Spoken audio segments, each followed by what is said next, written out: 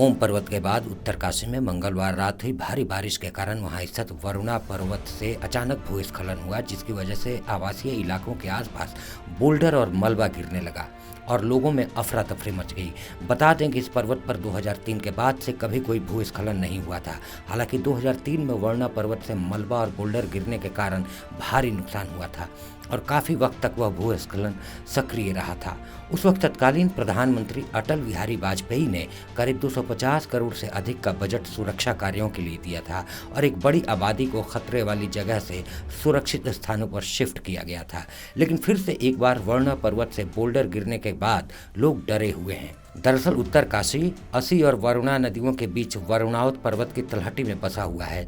वरुणावत पर्वत पंचकोसी वारुणी यात्रा के साथ इस पर स्थित पौराणिक मंदिरों के लिए तो प्रसिद्ध है ही, साथ ही यह साल 2003 के विनाशकारी भूस्खलन के लिए भी याद किया जाता है।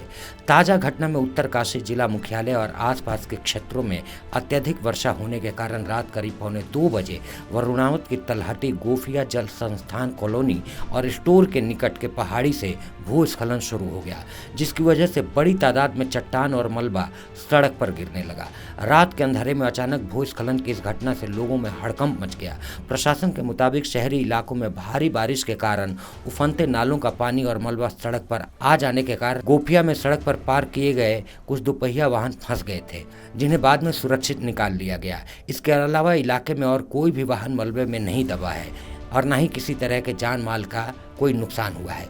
फिलहाल भटवाड़ी रोड और गोफिया जल संस्थान कॉलोनी के निकट रहने वाले लगभग 50-60 परिवारों को सुरक्षित स्थानों पर भेज दिया गया है।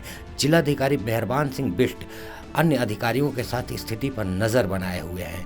उन्होंने कहा कि गोफियारा नाले के पास तथा अन्य जगहों पर सड़कों पर जमा हुए मलबे को हटाया जा रहा है।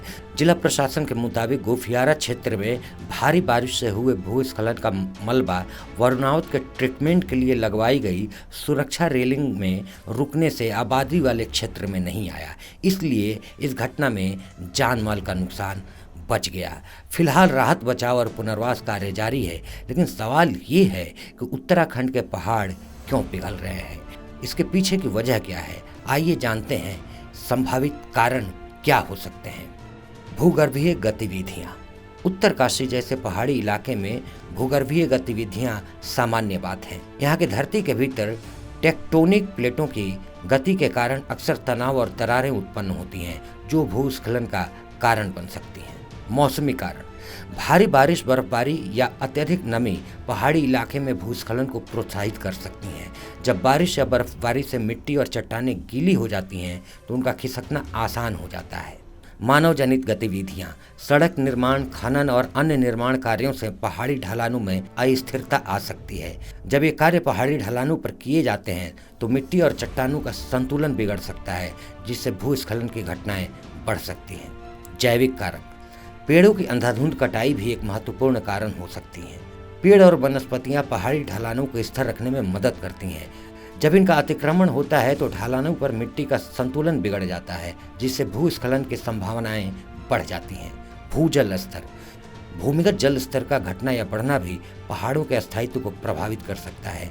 जब भूमिगत जल का स्तर बढ़ता है तो यह पहाड़ी ढलानों को कमजोर कर सकता है और भूस्खलन की संभावनाओं को बढ़ा सकता है।